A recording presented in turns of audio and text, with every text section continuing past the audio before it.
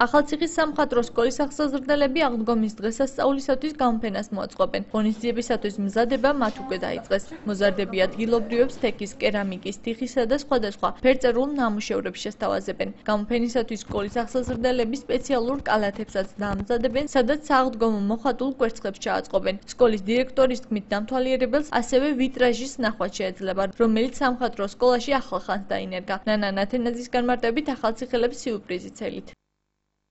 წელს წარმოდგენილი გვექნება თექის ნამუშევრები, კერამიკა, ვიტრაჟი პირველად ძალიან ორიგინალური სახით, სხვადასხვა სახის თოჯინები და რა თქმა უნდა ფერწერა და გრაფიკა და შესაბამისი თემატიკა სააღდგომო, რომელიც ძალიან ორიგინალურად წარმოადგინეს ჩვენო მოსწავლეებმა. მე ვაკეთებ აი ამ კალათებს, ყველაფერი ჩემ ხელით არის ესეც გაკეთებული და მზადები სააღდგომო თემისთვის.